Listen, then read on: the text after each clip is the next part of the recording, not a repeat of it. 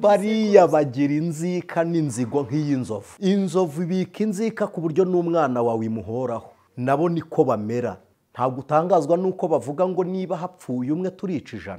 Ibi muri kumva ngo barasha amavuriro bagira bati ibyo ni ibintu biri aho bicirire. Intambara ya Isiraheli ni intambara mu buryo bw'intwaro, ni intambara ya politike, ni intambara y'ubuyobokamana, ni intambara ya tekinoloji, ni n'intambara y'imyuka. Ibi muvuga ngo amahanga yahaguruka Isiraheli ntibiyireba, hari n'igihe yatatandiye mu mahanga nta uyitayeho. Ibi muvuga ngo bayirasa ntibiyireba, ntibingana no kubumba amatafari y'inzu batazajyamo babikoze muri Egiputa. Ibi muvuga ngo bababara ntibibareba, Egiputa yabiciye abana babo irabashyingura ntibabona amarimbi. Muribuka Abisiraheli bagiye bakurwamo amaso, muribuka bo Roma yabambye icuritse. Ubusa n'umuro muri buze kubwira Isiraheli ngo rekeraho. Abisiraheli nibo bafite imbaraga zo gushika, nibo bafite imbaraga z'uburozi zikuroguka bazezenge, nibo bakoresha ibi bya Alien muri NASA, nibo bavugana n'imyuka y'Imana zitabana n'ababana n'imibiri. Impamvu se Amerika yifashisha Isiraheli ni iyihe mpamvu? Rero Babuloni iterwa iyo Efurata yakamye. None n'uyu munsi uruzi rwa Efurate rwarakamye. Kandi mbibutse indi nzika iri hagati ya Isiraheli n'Uburusiya, nubwo abantu bamwe batayitekereza. Mwibuke ko witwa Zelensky, perezida wa Ukraine, ni umuyuda. Exactly, ni umwisiraheli. Uzi impamvu bafasha ubuyisilamu? Ntabwo ari uko ari umuyisilamu ushaka kurwana na Isiraheli, ahubwo nuko mu myemerere badahuje. Noneho politike yiyegamije ubuyobokamana kugira ngo baronke ingabo. Ntiwarwana na Hamas ngo Hezbollah ireke kurwana, ntiwarwana na Hezbollah ngo Iran icece, ntiwarwana na Hezbollah ngo Turkiya icece, ntiwarwana na Hezbollah ngo Iraka ituze. Ntabwo bibaho. Ntabwo ari ubwa mbere Isiraheli irwanye n'ibi bihugu, barabizi ko Isiraheli isanzwe irwana. Inzira ijya mu ijuru ntabwo izanyura muri Isiraheli nk'uko Kristo ariho yanyuze. Deja na Golgotha siho iri muri Palestina, aho umukiza yabambwe ntabwo ari muri Isiraheli uyu munsi, ni muri Palestina. Rero mwe kureba biriya bihugu kuruta uko dutumbira igihugu cyo mu ijuru. Umubare uturuka muri Egiputa, ariko uyu munsi si kumeze. Niyo tugiye kwigisha abantu abanyafurika tuzi, niyo ubwiye umuntu ngo umubwiye ngo wamunyegiputa we yakumva umututse cyane. Kubera narabwiye ngo ntimukajye musengera amahoro mutarabera abandi amahoro, kuko ushobora gusengera ikintu kigomba guturuka muri wowe ukakimira kuko wanze gushyira mu bikorwa iby'Imana ivuga. Rero nubera umuntu amahoro biraruta kuyasengera utayamuhaye. Kabone na Illuminati, kabone n'abapfumu bagendera kuri Bibiliya. Kuko barabizi ko ibyo Bibiliya yavuze bitazahinduka. Niyo bayihindura ntibaba bahinduye icyo Imana yavuze cyari cyanditse mu nyandiko. Urusengero rwa Yerusalemu rusenyuka, bari kubaka ku nshuro Nehemiya ari gusana urusengero. Hari umwarabu wagambaniye urusengero rwa Yerusalemu. Bibiliya iramuvuga, iyo nayo ni inzika Abisiraheli bagira. Ijwi ry'umukanguzi. Yesu ashimwe cyane, inshuti z'umusaraba. Ndabasuhuje mugire amahoro ya Kristo Yesu. Aha ni ku ijwi ry'umukanguzi, ngewe ndi mwene so Aniseti niyo mugabo. Nari ngiye kubaza ngo wowe urinde, ariko birabe uri umwizera. Yego, uraba uri umwizera. Iyo tuvuze ngo inshuti z'umusaraba bo dusangiye ubwami n'amakuba byo muri Kristo Yesu, tuba tuvuze abantu bizeye Yesu bakamwemera nk'umwami n'umukiza. Tukunda kubana mu biganiro byinshi. Tumaze iminsi turi mu biganiro mwagiye mudusabaho ibitekerezo ku biganiro by'intambara ya Isiraheli na Palestina. Ariko reka mbabwire iki, abakristo benshi mu Rwanda cyangwa mu abantu bumva ururimi n'abandi bashobora kurusobanura, ntimuzishuke ngo mutekereze Isiraheli ko ari ijuru. Isiraheli ni ijambo rimwe Imana yise Yakobo izina, iravuga ngo nkwise Isiraheli, bisobanuye ubwoko bwanjye. Kandi cyari igihugu cya Kanani. Kanani ni mwene Nowa, ni umwuzukuru wa Nowa umuhungu wa Hamu.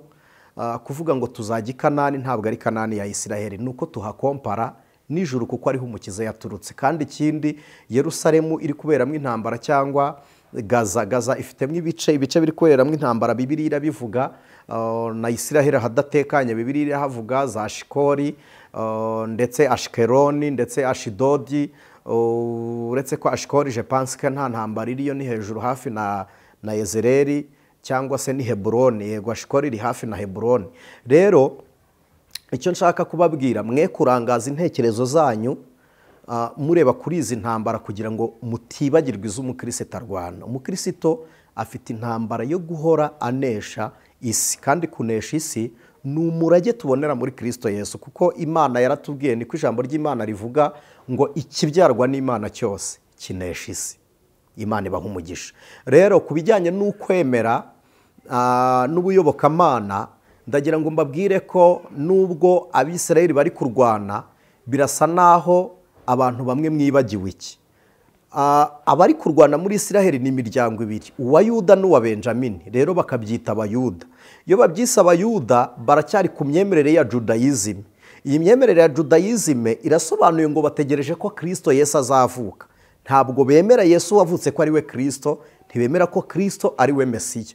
Rero ni igisobanuro kigaragaza ko mushobora kurangarira ku bantu batemera nk'uko wemera, batizera Kristo nk'uko umwizera, wabarangariraho bikazica ubugingo, impanda ya Kristo ikavuga. Turi muri ubwo burangare n'impuha z'intambara. Rero nari mbakebeye ko hano ni ku ijwi ry'umukanguzi, kanguka udasinzira mu bugingo, umwami Yesu akazaguhamagara udafite amatwi yo kumva ijwi ry'impanda. Soza ndabashimiye abantu dukunda kubana, shimiye abantu mwakoze subscribe, ni inkunga ikomeye. Gusubscribinga ni akantu gatoya ukora, ariko ubugira ngo ni akantu kari aho kari nothing, ariko ntabwo ariko biri. Ntabwo ariko biri. Iyo ukoze sabu ni ikimenyetso kigaragaza ko uri kumwe natwe ku murongo n'ibyo dukora mu buryo bw'ubuyobokamana. Rero iyo tubwiye kuri kumwe natwe, tugufata nk'amaboko, tukumva niyo twagenda mu nzira itarimwe abantu, ariko inyuma yacu hari ibiganza bidusunikira kuguma ku muhamagaro wo kubaganiriza ijambo ry'Imana. Nawe rero utarakora subscribe, turagusabye wayikora. Wowe ukunda gufata ibiganiro byacu ukabisangiza abandi, dusangira umugisha w'ivugabutumwa. Imana iguha ingororano z'uko wabwirije. Hanyuma hano ku ijwi ry'umukanguzi tugira amasengesho. Nshimiye abantu twayabanyemo amasengesho yashize n'ayandi. Reka mvuge ngo ayo twacukije, kuko ntiturarekeraho gusenga. Nkunda kubabwira ngo dusenge mbere yo gusenga, turi gusenga dusenge, na nyuma yo gusenga twongere dusenge. Rero narinje kubashimira ngera ku musozo, kandi nshimira abantu mujya mutwifuriza ubugingo. Reka mbahumurize mbabwire ngo niyo mutabutwifuriza, Imana yarabuduhaye kuko turizera. Gusa habaho impungenge n'amarangamutima y'abizera, muvuga Imana izaguha ijuru, izaguha ubugingo. Already ijuru turarifite, tukemera, tugihamya, tukibana n'ubugingo bwa Kristo Yesu muri twe, dufite ijuru. Rero hari abantu mukunda kudusabira umugisha, ariko none nanjye nshaka kubasaba kimwe. Wewe wadusabiye umugisha, Imana nawe yongere guha umugisha, ko niko isezerano rivuga ko niwifuriza umuntu umugisha, nawe azakubera umugisha. Imana ibaha umugisha. Niwifuriza umuntu umugisha, Imana nayo izaguhindura umugisha, kuko ibyiza wifurije abandi, yari umuntu w'Imana, birakugarukira. Rero uyu munsi sinifuza ko mutwifuriza umugisha, ndifuza ko mutubera umugisha. Hari ukwifuriza umuntu umugisha, hari no kumubera umugisha. Ntabwo nshaka ko mutwifuriza amahoro, nshaka ngo mutubere amahoro. Ntabwo nshaka ngo mutwifurize amaboko, nshaka ngo mutubere amaboko. Kuko niba turi ab'umumaro muri Kristo kuri mwe, namwe nimube ab'umumaro muri Kristo kuri twebwe. Tumaze igihe, ari igihe twigeze twacishaho itangazo tubasaba inkunga. Ijwi ry'umukanguzi rifite ibikorwa runaka. Nimutekereze, mubona ni seti yicara hano, ariko saa ni seti wediting. Hari kamera, hari ibikoresho runaka biba bikoreshwa. Bigutwaye iki uvuze ngo ikiganiro gikurikira iki, internet n'injye uzayigura? Iyo nkunga yanyu turayikeneye. Bigutwaye iki se uvuze ngo mashine mukeneye n'injye uzayigura? Iyo mashine turayikeneye. Bigutwaye iki ubonye twakoze ikiganiro kidasa neza ukavuga ngo reka mbagurire itara? Hari ibintu byinshi mutabona kuko tudafite imbaraga zituma tubigeraho. Bigutwaye iki se ko umutekinisiye, njye nshobora kwicara hano kubw'umuhamagaro, ariko nta muntu uhamagariwe gukamera, nubwo byaba umuhamagaro, ariko byabamo n'akazi gatunga umuntu. Bigutwaye iki se utubwiye ngo uku kwezi nzahemba umutekinisiye? Hari icyo bigutwaye? Aho kutwifuriza umugisha watubereye umugisha. mujye mureka kutwifuriza umugisha, kandi namwe hari uburyo mwatubera umugisha nk'uko natwe tubabera umugisha muri Kristo Yesu. Niba twitanga ku bwanyu, namwe mwitange ku bwacu, kandi byose bibi bibahesha umugisha muri Kristo Yesu. Rero dufite ibikoresho byinshi, nitujya detaye kubigura tukababwira amafaranga bigura. Dukeneye amatara, dukeneye kamera irahari, dukeneye hari na mikrofone nibura nk'ebyiri, amoko abiri ya mikrofone, dukeneye lenzi imwe. Lenzi ni ukuvuga ijisho rya kamera. Dukeneye na mashine. Yego, bigutwaye iki? Hari icyo uguze muri ibyo, aho kutwifuriza umugisha ukatubera umugisha. Nimero yanjye iriho, ibaruye ku mazina ya Habiyaremye Aniseti, ni 0788726286.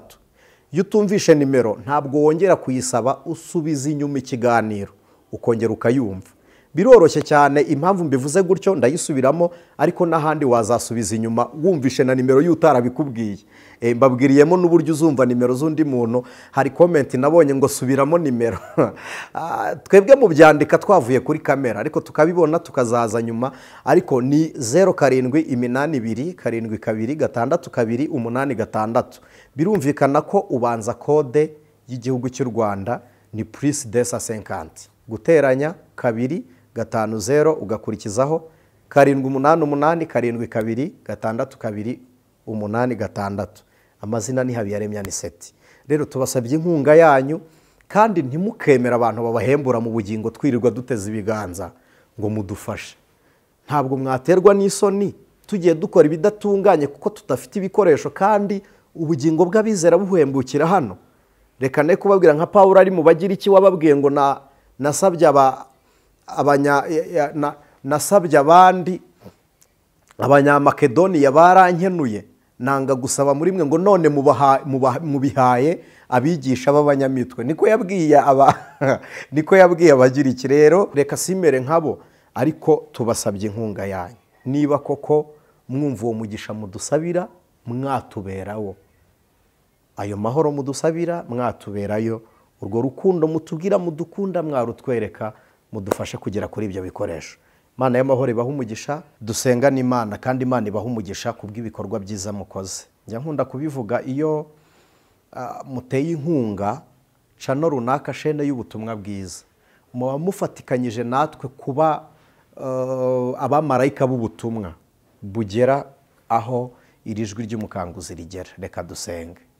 Mana Data twese uri mu ijuru, Imana y'agakiza kacu, yaduhamagariye muri Kristo Yesu, ukatwiyegereza utuzuye, udukuye mu rupfu, ukadukura mu mwijima w'icuraburindi, ukaduha umucyo w'itangaza. Ntuhabwe icyubahiro. Tugushimiye bene Data kubw'ubutumwa bwiza bavutse binyuze mu ijwi ry'umukanguzi, bavutse biciye ku yandi mashene y'ubutumwa bwiza.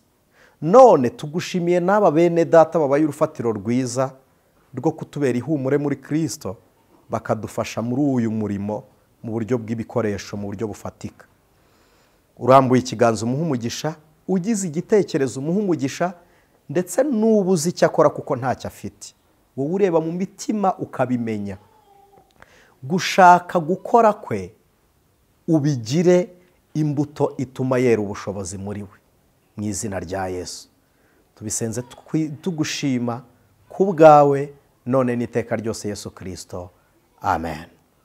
Imana ibaha umugisha. Hafi cyane. Ubusanzwe igihugu cya Isiraheli gifite amazina abantu bakunda kucyitirira.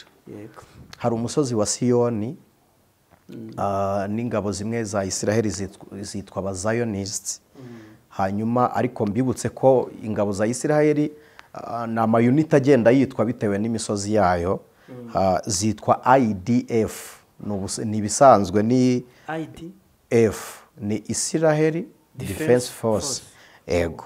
Hanyuma hakaba n'umusozi wa Yerusalemu. Yerusalemu ni umurwa wera, abantu bahita bongeraho ngo ururembo rwa Dawidi. Ariko uwo ni umuntu ugiye muri Bibiliya cyane. Ego. Ariko nabo tubaganirize ko mu buryo bw'ivugabutumwa, nyamvuga ko tuganira n'abantu bane: umuntu w'umubiri, umuntu w'umwuka, umuntu w'umunyabwenge n'injiji. ko umuntu winjije atagize icyo yumvise mu byo tuvuga kujijuka ntibyabaho. Yego. N'umuntu w'umunyabwenge atagize icyo yumva muri twebwe abamenye ntibakongera ibindi. Rero n'uw'umubiri akwiriye kumenya ko iby'umwuka bibaho, n'uw'umwuka akungukira muri bene se.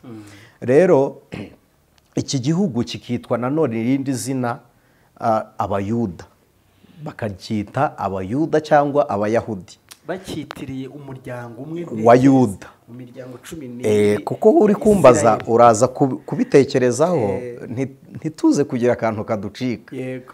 Bakongera no kuwita igihugu cya Isirayeli. Hanyuma nibuka ahantu Isirayeli ikomoka kuri Yakobo. turaza kubivugaho, Iryo zina turabivugaho.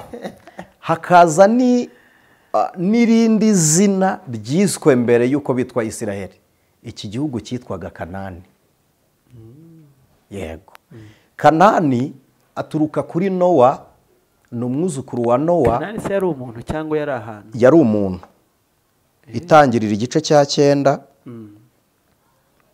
Reka tuze ko tuhasome kugira ngo tutaza kugira abantu dukonfuzinga.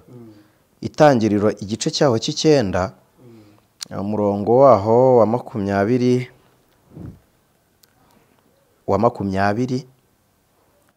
ni nyuma y'umwuzure.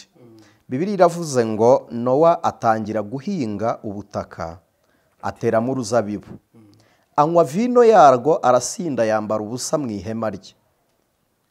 Hamu se wa Kanani abona se yambaye ubusa, abibwira bene se bari hanze.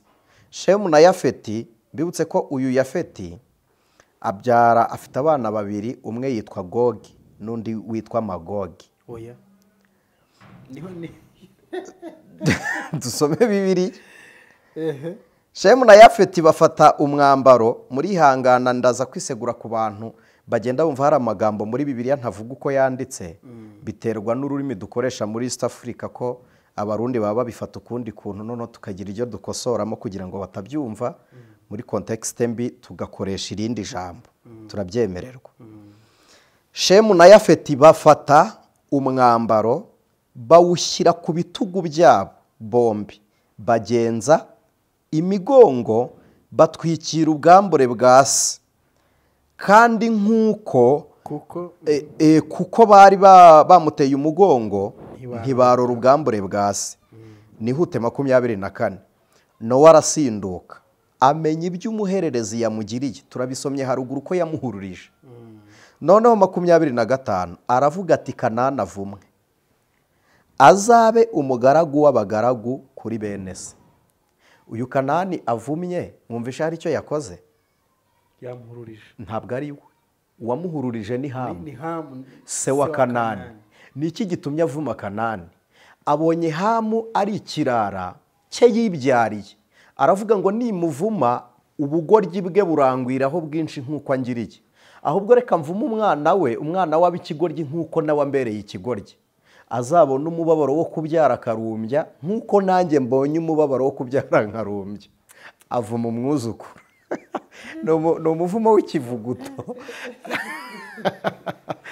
Noneho amwaturaho amagambo nashakaga, aravuga ngo azabe umugaragu w'abandi bagaragu. Ba Yafeti babe mu ihema, na Kanani abe umugaragu wabo. Kuri 27 ni kwavuga ngo Imana yagure Yafeti abe mu mahema ya Shemu, Kanani abe umugaragu we. Urakoze.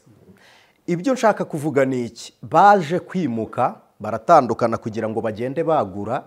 Yafeti amanuka yerekera muri Rasha. Uyu munsi ni Rasha ya none. Hanyuma imbyaro zabo bagenda batandukana. Muri histoire, ababyize muri histoire iri misiyologike babyita Hitite cyangwa Hitayite. Muri histoire isanzwe babita Abahitite. Cyangwa se abimukira. Aba bimukaga, Kanani yavuye aho ntiyajyana na se, ajya gushaka ubutaka. Ubutaka yagiye gushaka yafashe ahabi kuruta ahandi. Nimbabwira ngo Isiraheli ni igihugu cyari kibi cyane kuruta ibindi bihugu mu isi, mu byumve ko Bibiliya iravuga ngo ni igihugu cy'amata n'ubuki. amata aboneka ahantu hari ibyatsi, imikeri, imikenke n'ibiki inka zarishijemo, sibyo? Ubuki bwo muri Isiraheli si ubwo mu mitiba, ni ubuki bw'ubuhura bweze mu migina. Ahantu haba imigina mu kinyarwanda baravuga ngo aba ari igiharabuki, ni ahantu hadahingika hatera.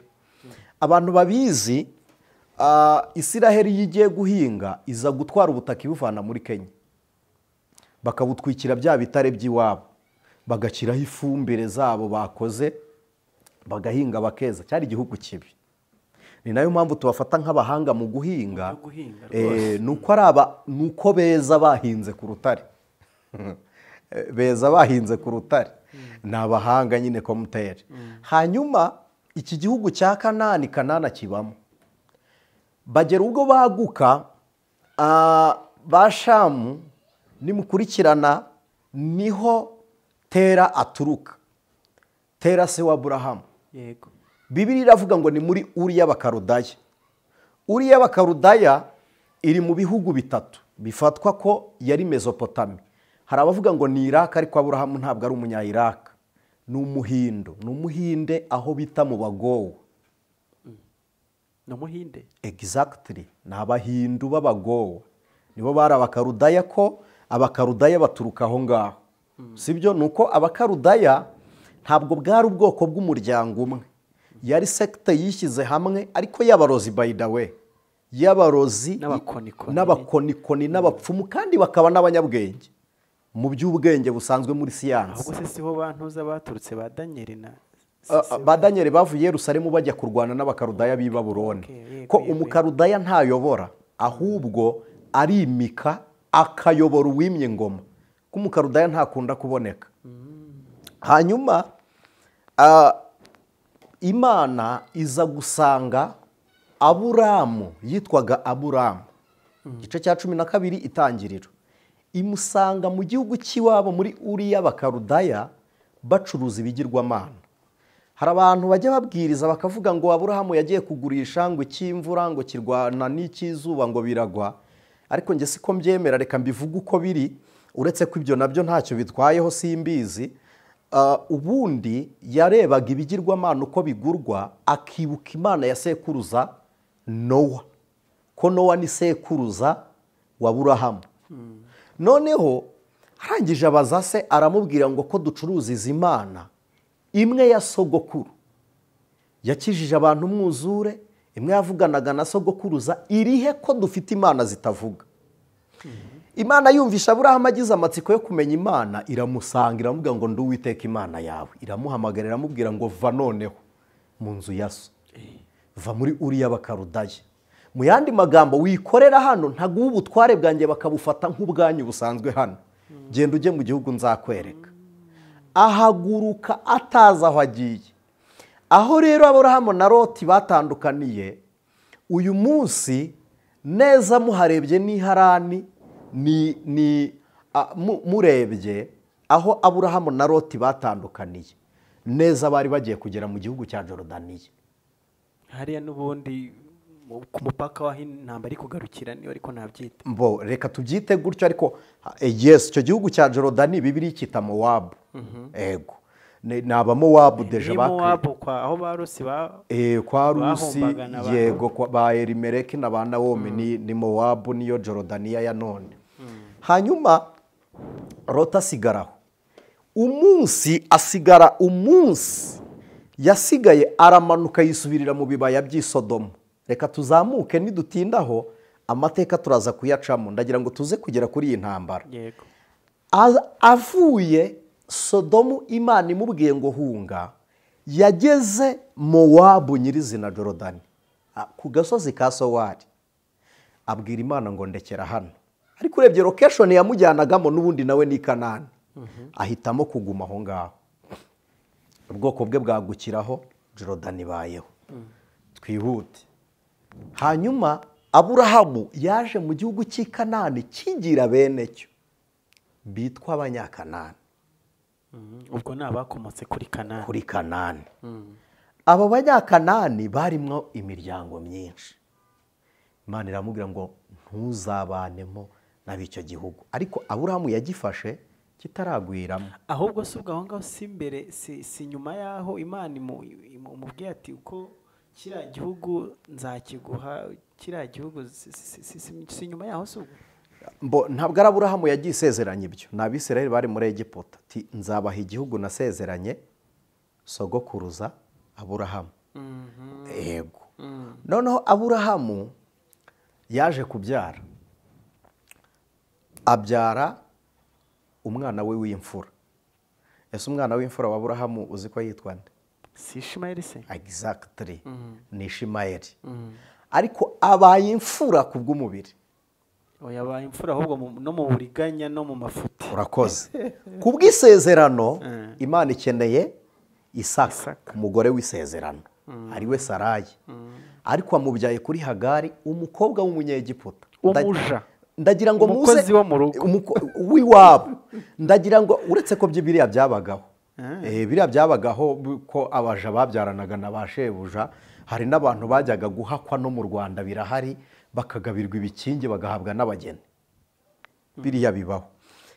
Ndagira ngo tubanze tugendane ku Barabu, turebane iyi nkomoko y'ibi bihugu. Abyaye ku mukobwa w'umunyegiputa. Uyu mwana uvutse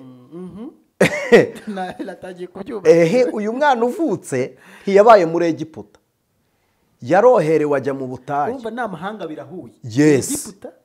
Kandi noneho Isiraheli ntigiye kurera uyu mwana, Aburahamu ntagiye kumurera, aramwohereje umwana arererwa mu butayu. Bibiliya iravuga ngo abumurashe aho Hagari yaririye, babuze amazi hakava iriba. Abarabu baryita Zamuzamu. Niho ubukungu bwa peteroli na esanse bwabonetse bwa mbere ku isi. Aho Hagari yaririye, aho bari mu Barabu, hatuye ubwoko bwitwa Abayishimayeli. Yego. Mbibutse ko Abayishimayeli nibo babanje bwa mbere kugura Yozefu. Yego. Bamugurisha bwa kabiri n'Abanyegiputa. Si byo se? Murakoze. Noneho haza kumanuka Aburahamu, ntiyabyara aba bana gusa, abyara na Isaka. Isaka abyara Yakobo na Esawu, amahanga abiri. Nyina w'aba bana abwiwe ngo utwita amahanga abiri. Rebeka niko yabwiwe ngo umukuru azaruta umutoya, azaruta umukuru. Hari abantu bazi ngo Yakobo ngo bamwise Yakobo ngo kuko yariganyije umugisha. Ni ukuri nta mugisha Yakobo yariganyije Esawu. Oya ariko ni umuriganya. Bibiliya se ivuga ngo uzi icyatumye bamwita umuriganya? Uri umuganga urabizi. Nuko yavutse bajya kuvuka, Esawu yabanje umutwe, Yakobo atanga umutwe wa Esawu atambika ukuboko. Babonye kwa kuboko baravuga ngo yaragiye kuriganya umugisha w'umwana w'imfura. Baravuga ngo yiswe Yakobo, bisobanuye uriganya undi. Ntabwo ari za nyama n'umugisha, za nyama n'umugisha ni ibyanyuma, ahubwo yabiguze ibishyimbo. Yabiguze ibishyimbo bita Edomu. Edomu biravuga ngo ni ibitukuye. Ariho hava Bedomu ko Esawu ntabwo yabyaye Abarabu, ntiyanabyaye, yabyaye abo mwita Abera. Abamwita bafite uruhu rutukuye, abaporuje. Ni aba Esawu. Mu ntega amatwi. Noneho tubonye Abishimayeli, Abanyegiputa basezeranye n'Abishimayeli ku buryo n'amasoko bayaremeraga rimwe. Niba bagurishije umuntu muri Egiputa, bafitanye umubano n'Abishimayeli. Kabiri, aba bene Esawu, Yakobo umunsi atwara umugisha wa Esawu, reka mbyite gutyo, umunsi atwara wa mugisha, ariko yari yamaze kugurisha ibishyimbo. Bibiliya iravuga ngo yabajije se ngo nta wundi mugisha ufite, wose wawumaze? Aramubwira ngo nawumaze. Aramubwira ngo nabona umugisha gute? Aramubwira ngo uzabona umugisha nukoresha inkota yawe ukagoma. Iryo jambo rirasobanuka. Mu bugome bwawe nibwo buzaguhesha umugisha. Bivuze ko nta mugisha ugira, ariko wowe uzajya ukoresha inkota uriganya abafite umugisha, utwara umugisha wabo. Iryo ni ryo sezerano. Gusa ni umugisha cyo ni umuvumo. iryo ni ryo sezerano Esawu ahawe. Erega icyo wita kibi hari igihe ari cyiza ku bandi. Ni umuvumo ku muntu urya ibyo mu nzira itunganye, ariko ni umugisha ku muntu usanzwe muri iyo nzira. Reka tubyite ko ni amahirwe ye. Okay, arwana na Yakobo, Yakobo aranahunga ajya kwa Labani, atendera abagore babiri witwa Leya na Rasheli, aribo babyaranye n'abagaragu n'abaja b'aba bagore, babyarana n'iyi miryango 12 ya Isiraheli. Ariko ari kugaruka, hari ahantu yaroteye ahashinga ibuye araryimika. Uyu munsi hari umusigiti. Uyu munsi hari umusigiti. Ako se abantu bakurikirana gute ayo mateka ku buryo bajya no kugenda bashyira Bob, uretse abakristo batagendera ku buhanuzi, bo bareba ibizababaho, ntibareba ibizasohora bizabatera gusohora ku munsi w'umwami Imana. Kabone na Iliminati, kabone n'abapfumu bagendera kuri Bibiliya. Kuko barabizi ko ibyo Bibiliya yavuze bitazahinduka. Niyo bayihindura ntibaba bahinduye icyo Imana yavuze cyari cyanditse mu nyandiko bahinduye. Ahubwo si kuyihindura n'iki si kujya bayobya abantu nyine. Kuyihindura, Bibiliya yarabivuze ngo bazigira inama yo guhindura ibihe n'amategeko. Abantu bigeze babyiga, muribuka ko ibihe byahindutse mu nama yari yateranye ari y'ibihugu byinshi, ariko ikorerwa mu Bwongereza aho bita Greenwich, ari nacyo bitiriye GMT. GMT bisobanuye Greenwich Media Time. Cyane. Yes. Cyane rwose. Guhindura ibyo bihe n'amategeko kwari ukugira ngo bahite bacanganyukisha abantu babaho bategereje ibizaza biturutse mu bihe by'ubuhanuzi. Iyo mibare bacanga Exactly. Byari bimeze nko kubasinziriza bakoresheje ibihe. Reka ho marenge twikomereze. Hanyuma Yakobo ageze hariya kuri Leya, abyara Leya, Prito ashakana na Leya na Rasheli. Hari abantu bagira ngo bamuha Leya ngo yaramusubitse atendera undi. Bundi yamutendereye babana bose bari kumwe. Babana babyarana abana, reka tuharenge, babyara imiryango 12, uburyo ivutsemo reka tuburengeho, ariko mvuge ku bantu babiri. Babyaramo umwana witwa Yuda. Yuda birasobanuye ngo ni umwana ushimirwa. Babyara n'uwitwa Benjamin. Benjamin Rasheli aravuga ngo ni Benjamin kuko babimyitiriye bavuga ngo niwe kuboko kw'indyo kwanjye. Ariko ubwo ni Yakobo wivugaga, ntago ari Rasheli. Okay, tubyita ababyeyi be. Reka tubivuge gutyo ko hari nabo Rasheli yagiye yita amazina. Babyaramo na Yosefu. Noneho muribuka inzara itera mu gihugu cya Isiraheli. Yosefu yaranyazwe. Ntabwo tuhatindaho. Bamusanga muri Egiputa ayoboye ibyo kurya n'ibiki by'inzozi ze twabiretse. Hanyuma baza gutura muri Egiputa hitwa Gosheni. Sibyo? Rwa rubyaro rwa Ishimayeli ruri kubyara. Ba Esawu bari kubyara. Mwibuke ko abana bari kugwira. Harya ubwo Ishimayeli atuye he? Ishimayeli ari mu Barabu. Abisiraheli bandi bari Egypt, Misiri. Sibyo? Noneho abandi barazamuka bagera Adura ni Shinari. Adura na Shinari ni Irake ya none, ari nayo Babuloni Bibiliya ivuga. Iki gihe Abisiraheli bari mu bukoroni.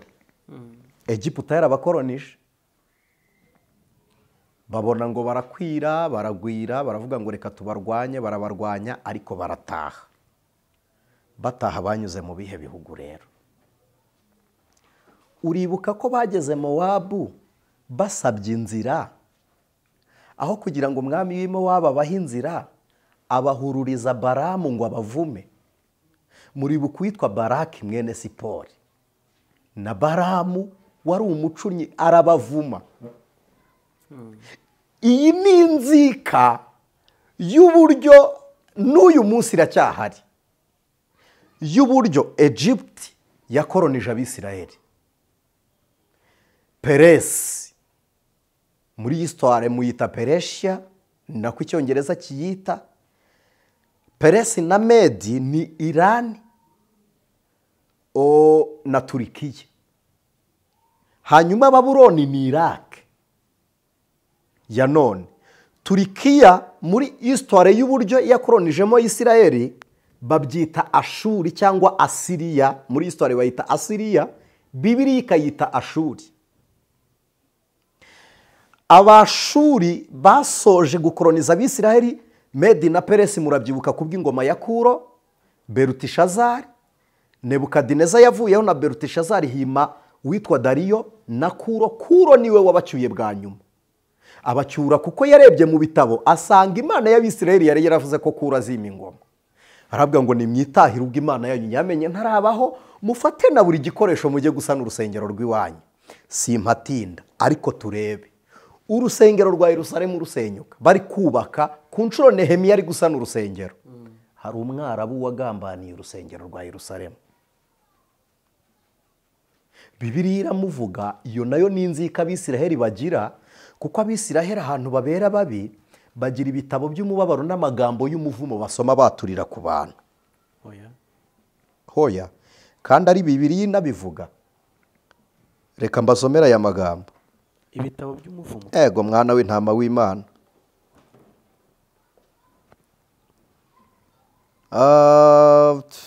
Ndahabona hehera mu gutegeka kwa kabiri igice cya 27 je pense. Imana ibabwira ngo mujye muhagarara muvugire umuvumo kuri uwo musozi. Reka nsome uwo musozi Ebali, mujye muhavumira Igerizimu muhatangira umugisha. Hari abagabo basoma ibitabo by'umuvumo, amagambo yose y'umuvumo muzi. Hari abafarisayo bicara i Yerusalemu bakavuga ayo magambo banarira, barira n'umubabaro mwinshi. Batura kuri Yerusalemu. Ntimujya musoma batura kuri aya mahanga yose yarwanyije Isiraheli. Ntimujya musoma ijambo bavuze ni Zaburi y'130 na kangahe bavuga ngo utugarure tumeze nk'imigezi y'Inegebu, ababiba barira bazasarura bishima. Hari n'andi magambo bavuze ngo hahirwa umuntu uzafata umwana wawe mutoya akamuhuza n'urukuta. Ni ibintu biri muri Bibiliya. Hanyuma ikindi cya kabiri, uzi Geshemu, uzi Tobiya na Sanibarati. Sanibarati ni Umuhoroni. Geshemu kambirebe. Sanibarati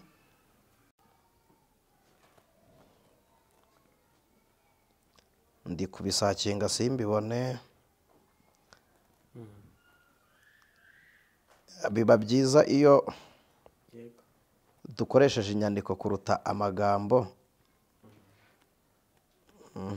Ezira, Tobiya na bene Bukeye, Sanibarati. Yes, ni Nehemiya igice cya 2 umurongo w'10. Haravuze ngo Bukeye Sanibarati w'Umuhoroni na Tobiya umugaragu w'Umwamoni. Noneho ngo babyumvise barababara cyane yuko haje umuntu wazanwe no gushakira Abisiraheli byiza. Urumva ikintu kibababaje? Bababazwa nuko haje umuntu go gushakira Abisiraheli byiza. Nono hagasigaramo witwa Geshemu w'Umwarabu. Ubibona ku murongo wa 19 mu gice cya 2 cya Nehemiya. Ariko Sanibarati w'Umuhoroni na Tobiya w'umugaragu w'Umwamoni, kandi mbibutse ko Abamoni n'ubundi nabo muri Mowabu ko aba bakobwa ba Loti babyaye abana babiri. Uwo bise Umwamoni bisobanuye ngo Imana igiranye inzigo n'abantu. N'uwo bise Mowabu bisobanuye ngo ni wabo w'umubiri. Abamoni n'ubundi baracyari bamwe batuye muri Siriya na Libani na Ntuze. Abamoni muri Libani bariyo. Yes, Libani barahatuye Abamoni, na Siriya bariyo baracyariyo. Noneho ngo na Geshemu w'Umwarabu. Cyane rwose. Niko Bibiliya ivuga. Babyumvishe baraduseka dushinyakurira baratugaya bati ibyo mukora ibyo ni ibiki. Uzi icyakurikiyeho kuri aya magambo abantu bakunda gusoma Bibiliya Nehemiya yarababwiye ngo nta mugabane, nta buryo, nta n'urwibutso muzigera mugira muri Yerusalemu. ku murongo wa 20 nta buryo nta rwibutso mufite muri Yerusalemu, mwebwe nta n'umugabane. Iyo si Bibiliya turi gusoma. Aba badafite uburyo, batagira urwibutso, batagira n'umugabane, bashatse gufatisha Yerusalemu amaboko. Noneho zambaraga sasa inzigo iratangira. Itangiye, abaje gufata Yerusalemu bimanye inzira ituma bataha Yerusalemu. Uribuka Kanani uburyo yasenyutse, ahitwa Yeriko ni Kanani. Habaga ikigirwamana bitaga Aku. Muri Middle East, iyi Middle East bakita Akubaru. Ni imana isengwa. Yes. Oya, ibyo bireke, ni imana isengwa. Ntabwo ariyo. Akubaru yari imana ikuriye izindi mana zose. Iyo bavuze Allahu Akbaru ni ukuvuga imana nkuru, sibyo? Ubwo biterwa n'inkuru mu mana yemera. Niba bivuze agereranyije n'iziri mu isi z'amaboko ye, ubwo ni inkuru mu z'amaboko ye. Niba avuze imana nkuru iruta izindi zose, ni imana nkuru. Murabizi ko ijambo imana ni rusange, ariko imana rurema ni imwe irihariye. Imana si nyinshi se? Murakoze. Hanyuma muri Aziya tuzanye no mu Bugiriki mu mujyi wa Atenayi, kandi mbibutse ko bakolonije Isirayeli. Muribuka umugabo witwa The Great Alexander, si byo se? Rogara ntimubizi akoloniza Arampareri. Niho Bibiliya Sebutuwagite ituruka y'Abagiriki. Ituruka ku kisabize mu mateka, ituruka ku bagabo biswe ba Sebutangorosi. Sibyo? Aba ba Sebutangorosi basibye amateka y'akarengane k'Abisiraheli muri Egiputa, bagasiba muri Ashuri. Ibi bihugu byose uburyo byakolonije Isiraheli bagiye basiba amateka yabyo akozwe ku bwumvikane. Egiputa kugira ngo itanahanirwe ibyo yari yarakoze, kuko yari imaze gukolonizwa nayo, igurisha ubwenge bw'Abayahudi. Aricyo cyatumye siyansi ya none muri kuyikura mu Bagiriki, kandi umunyegiputa ari we wa mbere wayitekereje. Exactly, niwe wa mbere wayitekereje. Umubare uturuka muri Egiputa. Ariko uyu munsi si kumeze. Niyo tugiye kwigisha abantu, Abanyafurika tuzi, niyo ubwiye umuntu ngo umubwiye ngo wa munyegiputa we, yakumva umututse cyane. Kubera iki? Nuko misiyoloji y'aba bazungu yaje yanduza Egiputa kuruta uko Egiputa iri. Reka aho tuharenge. Dusubire inyuma gatoya kugira ngo turebe kuki bavuga Yerusalemu bakavuga n'Abayuda. Hari n'abantu babyibajije. Muri komenti yabajije Abaheburayo. Ubundi Abaheburayo ni abagarutse muri gakondo yabo. Abantu bongeye kubona ubutaka bw'isezerano nibwo bitwa Abaheburayo. Cyangwa se abantu just umuntu wese ufite isezerano uriho atumbiriye ko hari Imana izasohoza.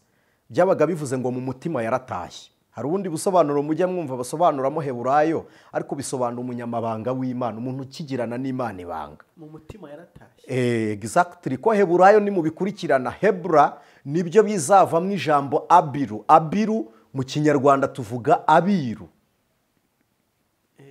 Yes, bari abanyamabanga b'ibwami. Rero umuntu wabaga ufitanye ibanga n'Imana, mu mutima yari yaratashye nubwo yakolonizwaga, ariko yari yaratashye. Ko niyo mpamvu Daniyeli yafunguye amadirishya areba i Yerusalemu kandi ari i Babuloni. Yari yaratashye yiberaga i Yerusalemu. Imana ishimwe. Niyo mpamvu natwe tujya tuvuga ngo turi Abaheburayo. Ntabwo twebwe dutuye inaha. Imitima yaratashye, twibera mu bwami bw'abakiranutsi. Imana ishimwe, turi Abaheburayo. Rero umuryango wa Yuda uboneka mu gihe cy'umwami wa 4 wa Isiraheli. Umwami wa mbere ni Sawuli, umwami wa kabiri ni Dawidi, umwami wa gatatu ni Salomo, umwami wa 4 ni Rehobowamu, umusore wa Salomo. Salomo yandika igitabo cy'umubwiriza yari acyandikiye Rehobowamu, amuga ngo ujye umenya umuremyi wawe mu minsi y'ubusore bwawe. Ni Rehobowamu yagihaga. Yandika Zaburi ya mbere burya nayo ni ya Salomo. Nayo yari ayandikiye Rehobowamu avuga ngo ntuzahagarare mu nzira y'abanyabyaha, ntukicarane n'abakobanyi. Amubwira kuko yari ari kwihana biturutse mu gitabo cy'indirimbo ya Salomo, ari umwana wa Shuramu w'umunyashuramu wamubwirije bita umugore w'igihumbi n'umwe ariko ntibaryamanye na Salomo. Reka tuharenge. Hanyuma Salomo akiri ku ngoma yabyaranye n'umunya-Etiyopiyakazi aho bita Seba, umugabekazi w'umunya-Etiyopi yaryamanye na Salomo. Uyu munsi hariyo Abisiraheli bafite aho bakomoka. Aba Baseba bafitanye amasano nanone n'imiryango yo mu Bwongereza. Abongereza, abanya-Etiyopi, ndababwiye ngo Isiraheli yarakwiriye, ibi muvuga ngo ni imiryango 12 gusa. Abarabu babyaranye n'Abisiraheli, nimureba umuryango wa Rubeni wanasigaye hakurya, hari ababonye ubutaka baragiramo baravuga ngo turisigarira hakuno ya Rwaruzi. Aho basigara muri Mowabu. Hari ababyariye i Shitimu. Shitimu nabo ni muri Mowabu. Hari ababyariye mu Misiri. Muribuka ko Mose yazanye umugore w'umunya-Egiputa, sibyo? Miriyamu na Aroni baramuseka barabemba. Yari yabyaranye nabo. Ariko ngarutse, Mose ava kwa Farawo yaragiye agera mu butayu bw'Imediyane. Imediyane uyu munsi ni Madina, ni mu gihugu cya Saudi Arabia, ni muri Saudi Arabia, Arabia Saudite.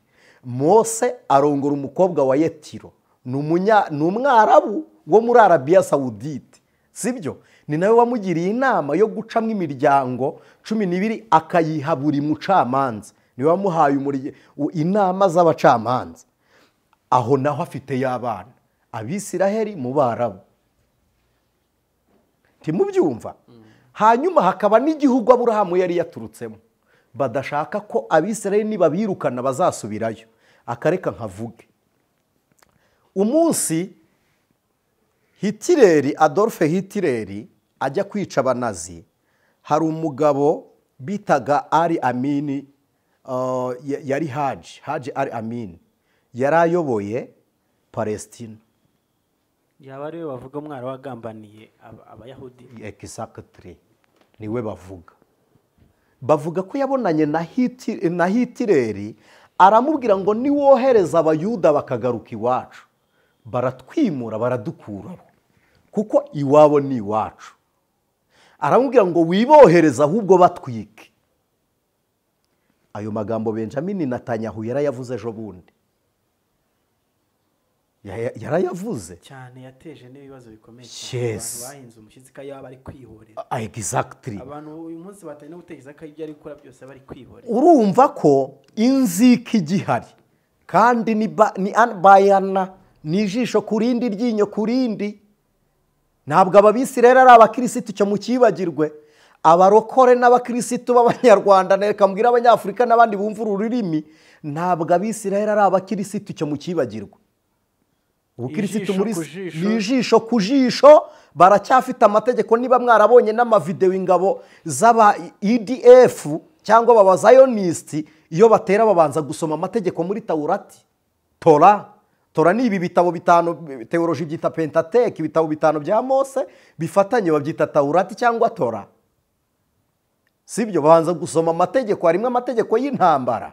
Nimusoma Bibiliya hari ayo yabwiye Abisiraheli, muzatere mukuyemo umusoro urongoye vuba wahinze uruzabibu atararuryaho. Ayo mategeko yose ari muri Bibiliya, bo rero bayagenderaho kandi bahagaze muri cya kirenge nk'uko bateraga mbere.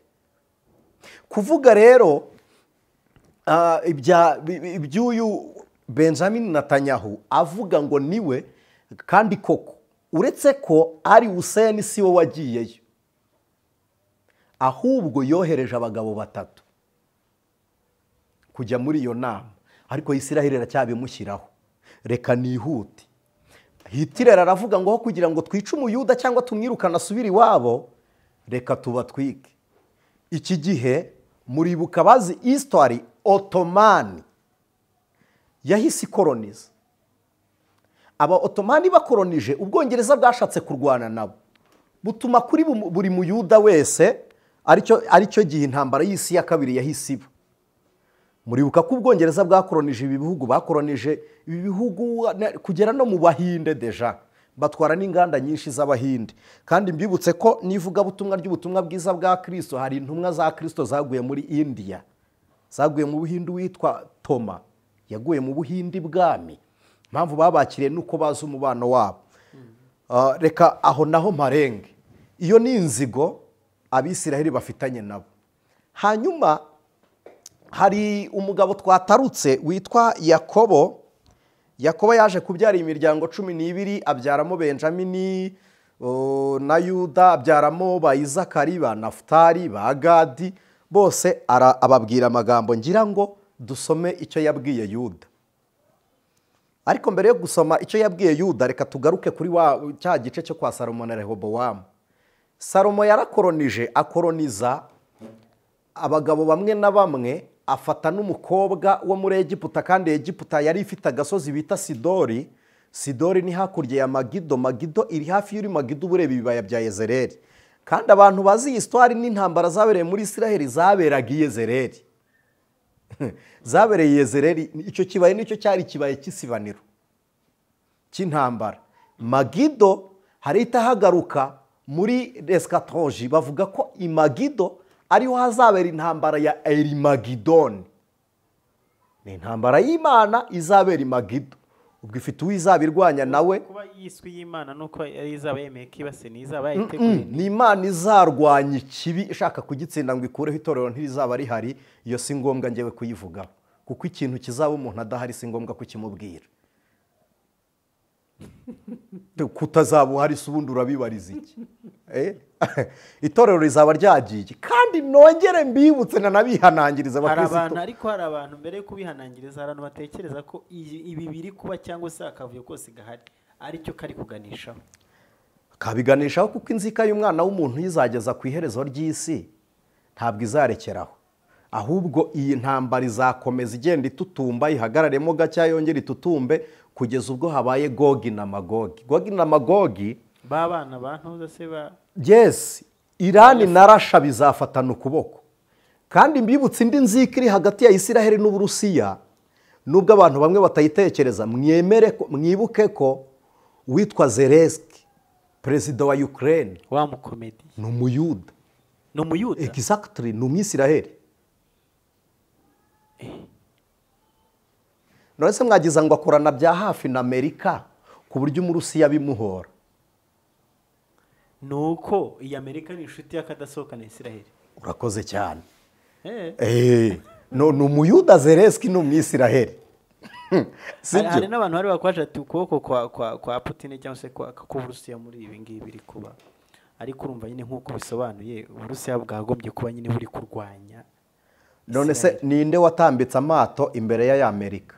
Amerika ibonye Isiraheli iri kuraswa yikanze ko Iran iri buhita irasa, imanura amato. Ubwato birebana n'Ubugande nubwo Umurusiya.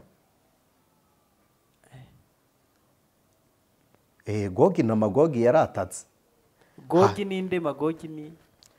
Iyo ni Rasha ndugu yangu. Ni Uburusiya na Iran. Nibyo nimukurikirana muzasanga ariho Gogi na Magogi, babyita Rashi muri Bibiliya. Niyo Rasha n'ubundi. Hanyuma warugiye kwihanangiriza abantu mufata, iyo tuvuze ngo Abisiraheli bari kurwana, hari abantu bumva Isiraheli nko mu ijuru. Ibyo ni mu byibagirwa. Isiraheli ni mu gihugu cyanabambye Yesu. Ni mu gihugu Yesu yabonyemo abantu bafite imitima ikomeye, arababwira ngo bameze nk'ibituro bisize ingwa. Ni igihugu cyavuyemo abagabo bari abanyamategeko, Yohana akababwira ngo mwabana b'inshiramo.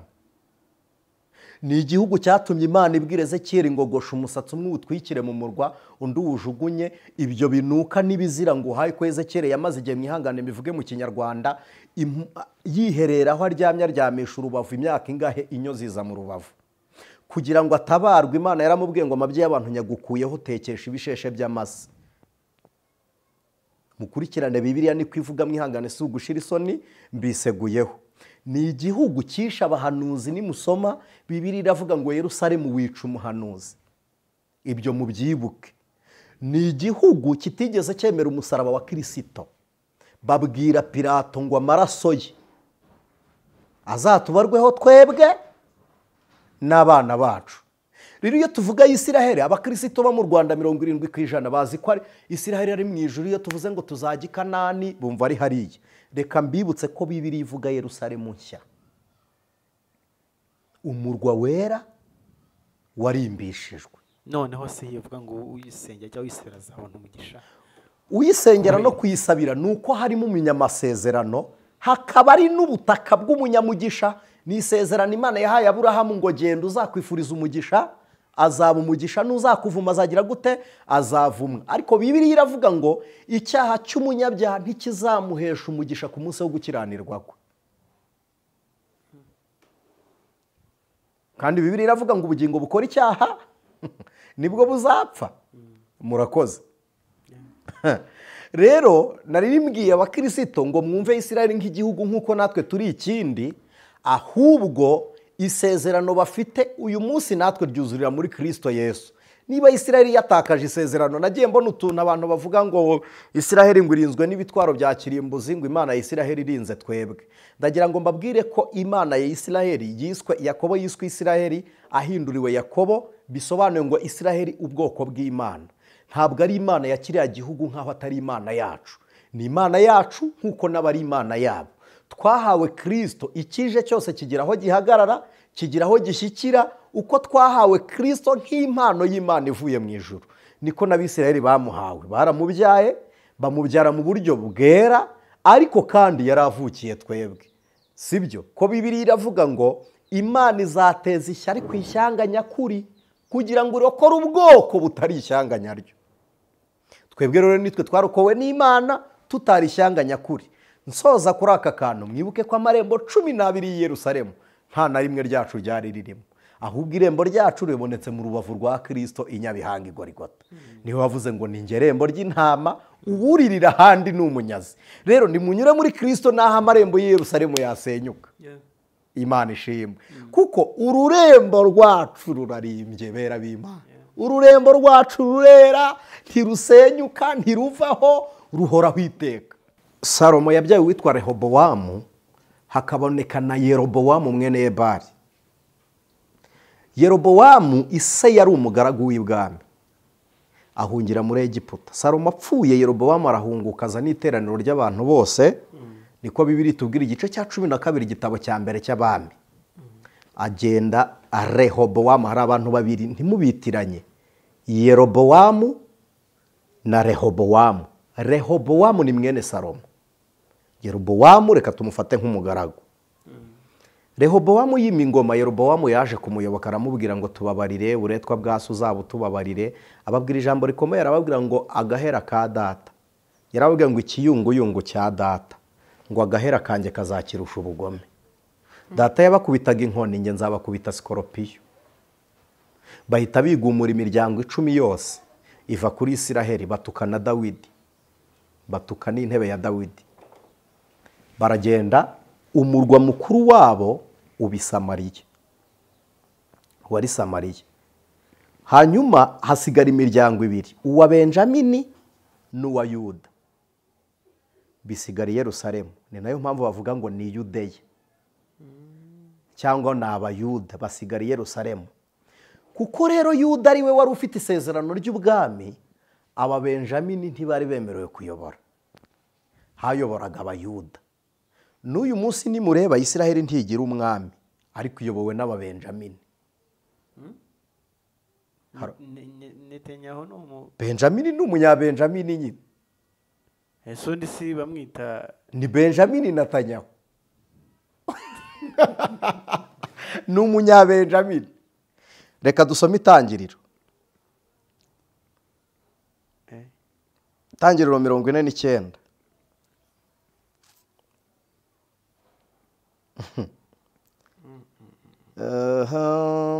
Kandebe umurage babwiye Yuda ku murongo wa 8. Yuda 49 umurongo wa 8. Yuda, bene so bazagushima, ukuboko kwawe kuzaba kwijosi ry'abanzi bawe. bene so bazakwikubita imbere. None mureke mbabazi, umuyuda murashaka ngo akure ukuboko kwijosi ry'umwanzi we? Kandi ari isezerano. Ari isezerano, ari umurage. Ahubwo ni ukumwisunga. Gusa urumva hari n'abantu babajije ngo ninde uzanisha, ninde uzatsinda. Ntabwo ibihugu bizatsinda Isiraheli. Bizatuma Kristo amanuka ahubwo, kuko azarenganiramwe abizera, kuko ubwarabu burwanya abizera. Iyi ntambara y'imyemerere, nituvuga ku myemerere hari ibintu dutaruka kuko ikiganiro cyageze kure cyane. Ariko kimwe mu bintu byatumye abarabu barwanya ubukristo ntabwo ari isilamu, ahubwo ni umuco w'abarabu, ko isilamu ni iya nyuma y'ubukristo. Muhamadi ahunga mu ntambara yiswe Fatwa Dimaka, yahungiye Mediyane agendereye kureba abakristo ko nawe ahabwa ubutumwa yari yeretswe ariko ntiyamenye ibyo ari byo. agiye kubasobanuza Exactly, no guhungira aho bari kuko nawe yaratangiye kuvuga ubutumwa buhabanye nubwo mu Bamidiyani, nubwo mu Barabu kuko harimo ibigirwamana kandi watemera ibigirwamana. Ageze i Mediyane, abayuda bari bahari babifatira muri context yo kuvuga bimwe Petero yavuze Imana imutuma kwa Koroneliyo ngo nta munyamahanga waba muzima, nabo niko bamufashe. Banga kumva ubutumwa bwe, bihita bitangira ahubwo intambara y'imyemerere yatangiye icyo gihe. Ntimwibuka ko nyuma haje kuba intambara za Kuruwazade n'ibiki n'ibindi? Urakoze. Hanyuma iyi miryango icitsemo, Isiraheli rero ngeze ku mbundo, hasigaye imiryango 10.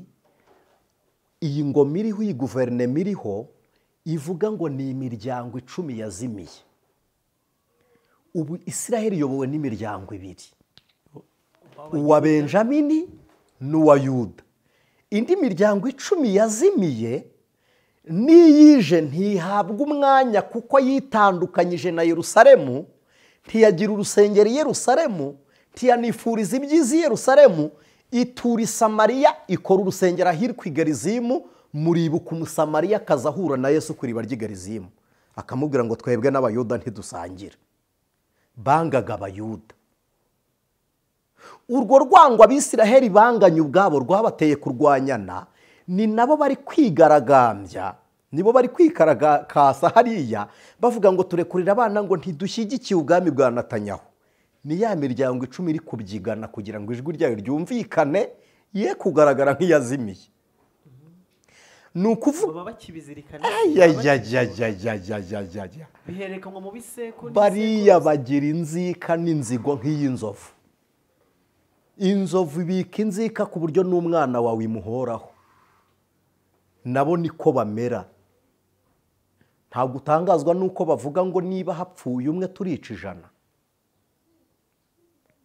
Ibi muri kumva ngo barasha amavuriro bagira bati ibyo ni ibintu biri aho biciriritse, hari ibindi bitari kugaragazwa. Kandi ubwashize dukora ikiganiro naye nababwiye ngo na Libani bari kuyirasa, ntimwabyemera kuko bari batarabitangaza.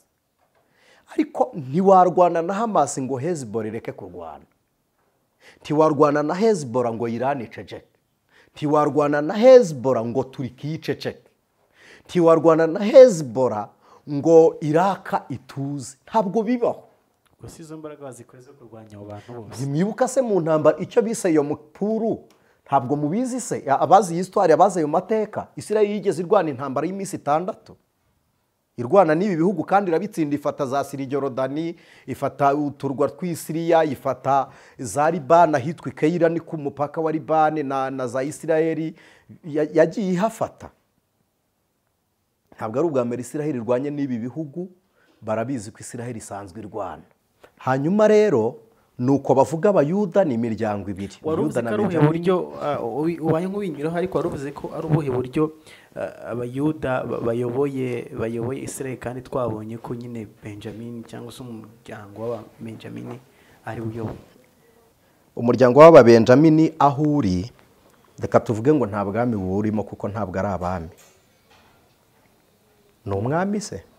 Ni premier ministre. Urakoze cyane. Umwami se ninde cyangwa perezida? Kuki yitwa ministre se? Ahubwo nyine yavuze ngo ni ministre, hari icyemezo abatari bufate inteko ye yose itacyumvisheho. Ibyiteka ntaryo agira. Ashobora no gukoresha iteka ariko akagira irindi tegeko rimugonga kuko ni ministre. Birumvikana. Yes, noneho ninde uri hejuru ye? Umwami rero ntabwo agira umuministre. Ninde mwami? Nta uriyo muri Isiraheli. Ariko noneho ukuboko kwa Yuda aricyo uri gushaka kubaza, ahubwo uri gushaka kubaza ngo umuyuda arihe. Ukuboko kwa Yuda kuri mu mahanga. Ariyo mpamvu Isiraheli igira imbaraga inyuma ya Isiraheli. Abayuda ntibayoboye muri Isiraheli, hayoboye Ababenjamini, ahubwo abayuda bagiye kuyobora ibigo by'amahanga akomeye kugira ngo barekipere imbaraga. Central Reserve Bank ya Amerika ni iy'abayuda, Google ni iy'abandi. None ese ubundi mugira ngo amadolari yo ni ay'abandi? Muzi ngo ni ay'Amerika? Ariko muransetse. Ibi ngibi nanze kubivuga ko mu politike, ariko ndagira ngo mbabwire ngo Israel iyoboye ibihugu byinshi cyane ku isi. Perezida wa Amerika ararahira akongeraho ngo ndanahamya ko Yerusalemu ari umurwa mukuru wa Israel. Kucya bivuga se? avuga ko ari umurwa mukuru wa Israel, cyangwa avuga ko abasaba ko Imana ibimufashamo? Arabivuga nabyo da, arabihamya akavuga ngo ndahamya ko Yerusalemu ari umurwa mukuru wa Israel. Kubera iki? Nuko umunsi Israel ibona ubwigenge muri 48, sibyo? 15 z'ukwa kane je pense 48. Icyo gihe Yerusalemu bayisigaje ari umujyi uyoborwa uri mu biganza bya Loni. Palestine irabiburana, batangira kubirwanira, aricyo cyatumye ibyo bihugu bitandatu bihaguruka, sibyo? Noneho nyuma y'iyo ntambara bigeze muri 72 niho Hamas yabayeho. Nababwiye ko Hamas biravuga ngo ni Herkad wa Hama eri Islamiya, wari umutwe wo kurwana ariko w'Ubuyisilamu. Uzi impamvu bafashe Ubuyisilamu? Ntabwo ari uko ari umuyisilamu ushaka kurwana na Israel, ahubwo nuko mu myemerere badahuje. Noneho politike yiyegamije ubuyobokamana kugira ngo baronke ingabo. Abo bemeramana bab'ingabo za politike babereke ko ari imyemerere iri kurwana. Ari hamwe twavuze ngo tugasorezeho. Ni politike, ni propaganda bashyizeho kugira ngo bagwize ingabo, bagenderera mu buyobokamana kuko aribwo bwari bufite abantu benshi. Operasiyo y'ikirenge cy'umwijima yakozwe bavuga Ariel Sharon yakandagiye mu musigiti wa Al-Aqsa. Icyo gihe nibwo wari uri muri Gaza? Ne mu 2000. Yes. Hanyuma umunsi ahakandagira hari ibitabo yari atwaye nabyo by'ubuhanuzi byabaga muri izi nyubako. Mutagira ngo yaraje asiga atabohoje. Agenzwaga n'ibitabo bituma imizingo y'ubuhanuzi, kandi mbibutse ko uyu munsi bari gutera nabyo babigendeyeho. Sibyo ko hari ibimenyetso bigenda bigaragara byagiye bivugwa mu buhanuzi. Hari ubuhanuzi twebwe tudafite butari ubwacu, abayuda batashyize muri Bibiliya bw'abayuda. Hari n'ubuhanuzi tudafite Roma yakuye muri Bibiliya. Hari n'ubuhanuzi tudafite abagira iki bavuze ngo ntibusobanutse babukura muri Bibiliya. Ibyo bitabo byose byari bibitse Gaza. Rero umunsi Ariel Sharon ajyayo yaragiye gusohora ibitabo by'ubuhanuzi n'izindi nyandiko za politike, kandi agiye kwerekana ko buriya butaka ari ubw'iwabo.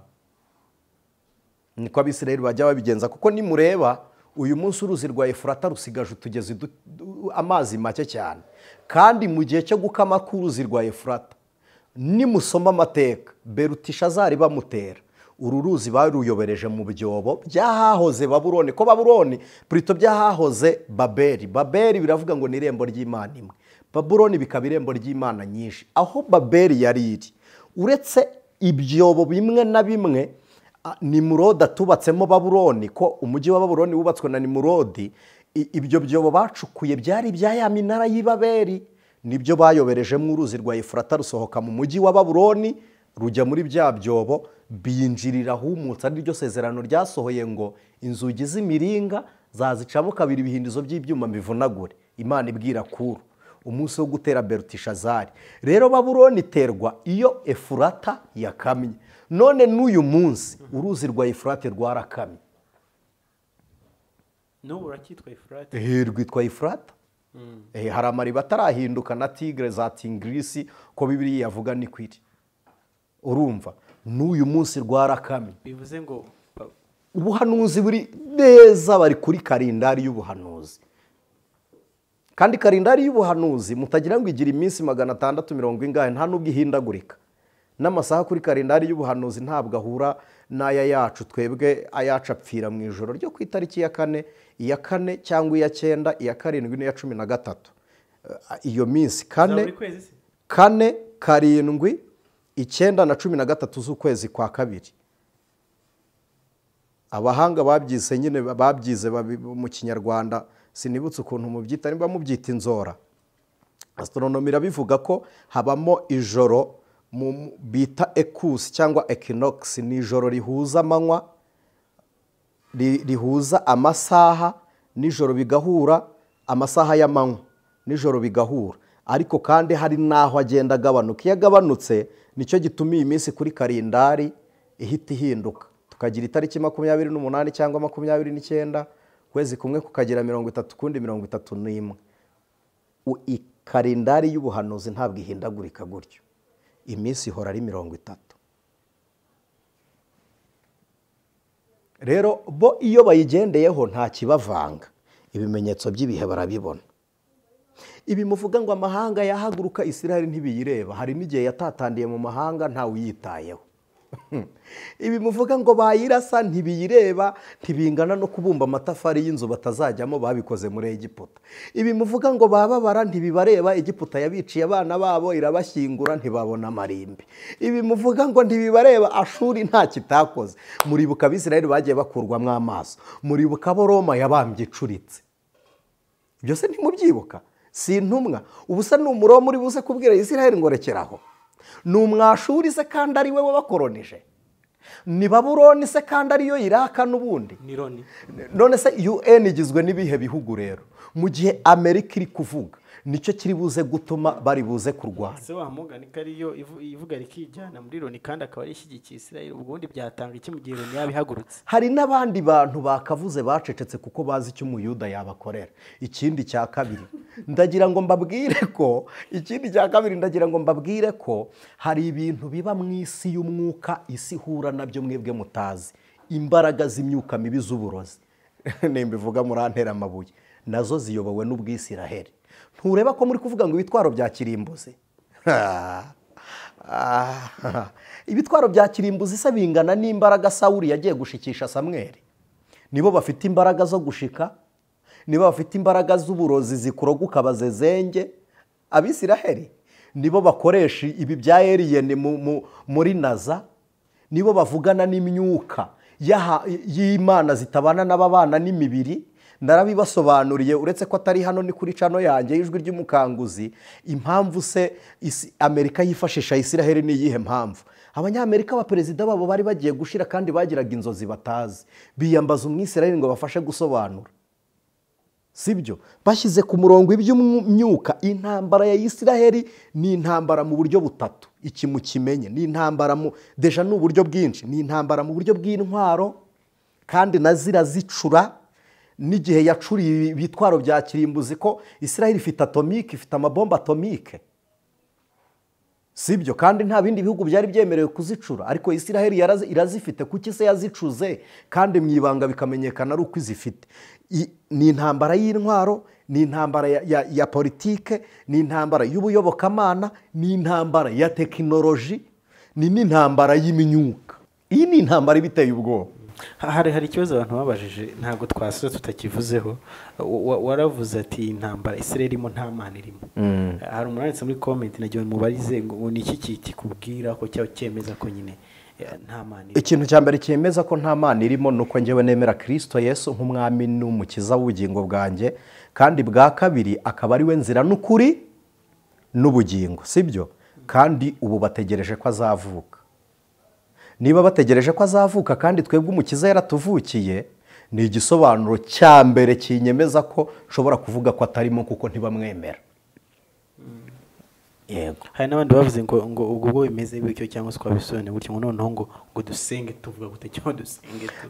Nabasobanuriye gusenga. Isiraheli ntabwo nasengera Umwisiraheli wenyine, nubwo nawe turobukije kumusengera, ariko nasengera umuntu wese uri kugirirwaho n'ingaruka z'iyi ntambara. Yego. Reka tugushimire cyane. Bisa nkaho wenda ikiganiro cyabaye kirekire cyangwa se haje kubonekamo n'ibintu bisa nk'aho bigoranye kumvikana ariko harimo n'amateka menshi, ariko nibwo buryo bwiza kugira ngo bisobanuke. Wenda habonetse ibindi bibazo n'iki twaza bisubiza, ariko mu kindi kiganiro tuzaba twateguye kitajyanye n'iby'intambara, kuko ntekereza ibi ngibi bihagije kandi n'abantu bagize byinshi basobanukirwaho. Gusa wenda dusoza nk'uko n'ubushize byagenze, ikiruta byose no gusengera amahoro, nk'uko wabivuze, abagirwaho ingaruka n'intambara n'iki bakaba mu mahoro, tukabaho dutekanye. Ariko niba ari n'ibigomba gusoza ubuhanuzi n'izo ntambara zikaba, ubwo Kristo yizitero itorero rye aryishyire. Reka mbabwire ko aho kugira ngo mube muhugiye mu ntambara ziri kuba, nimutekereze ku isezerano Imana yagiranye nawe ko inzira ijya mu ijuru ntabwo izanyura muri Isiraheli nk'uko Kristo ariho yanyuze. Deja na Golgotha siho iri muri Palestina aho umukiza yabambwe ntabwo ari muri Isiraheli, uyu munsi ni muri Palestina. Rero mwe kureba biriya bihugu kuruta uko dutumbira igihugu cyo mu ijuru. Abisiraheli barazwe gakondo yabo nk'ubutaka, ariko uyu munsi twebwe dufite ubutaka, ahubwo dutegereje gakondo y'ubugingo. Rero ntabwo ubugingo buzatura i Kanani ya Isiraheli, ntibuzatura Yerusalemu ya Isiraheli. Ubugingo buzabana n'Imana, bwambara umubiri wo mu ijuru. Niyo mpamvu mukwiriye gukura amaso kuri Isiraheli cyangwa Palestina, tukabasengera nk'uko dusengera abandi bene data, ariko batarangaje ubugingo bwacu mu byo kwizera, kuko dushobora guhugira muri ibi Kristo Yesu akaza. Icyanyuma nsoza, narababwiye ngo ntimukajye musengera amahoro mutarabera abandi amahoro, kuko ushobora gusengera ikintu kigomba guturuka muri wowe ukakimira kuko wanze gushyira mu bikorwa iby'Imana ivuga. Rero nubera umuntu amahoro biraruta kuyasengera utayamuhaye. Niwifuza kubera umuntu amahoro azayabona, nawe nayabera undi amahoro, isi itekane. Imana ibahe umugisha. Urakoze cyane, reka dusoze n'isengesho. Imana ibahe umugisha. Turagushimiye Mana, ijambo ryawe ryaratubwiye ngo uzaza uca intambara zishire. Icyo ubwacyo ni igisobanuro cy'uko uzaza intambara z'igihari. None komeza abantu b'imitima itinya, bakutse imitima kubera ibigeragezo by'intambara n'impuha n'ahandi zatutumbaga, ubarinde. Abishwe nazo bizera ubaha ubugingo, ndetse n'abandi batizera babera isomo ubigishirizemo, kuko hari ishuri ryo mu makuba rijya ribaho, ariko kandi n'abandi bari gukomereka. Mu izina rya Kristo turagusabye ngo ikiganza cyawe gihoshe izi ntambara kandi ubakize kubw'ubuntu bwawe. Dusengeye hose, haba muri Isiraheli, haba ibihugu duturanye biri muri Afurika, haba Kivu y'Amajyepfo muri Kongo, haba za Mozambique, haba ahantu hose hari intambara n'ahandi batatubwira, n'ibindi bihugu bitashyizwe no ku ikarita y'isi ariko birimo intambara. Turasenze kugira ngo ukuboko kwiza kw'Imana kubane nabo, mu izina rya Yesu Kristo, amen. Ijwi ry'umukanguzi.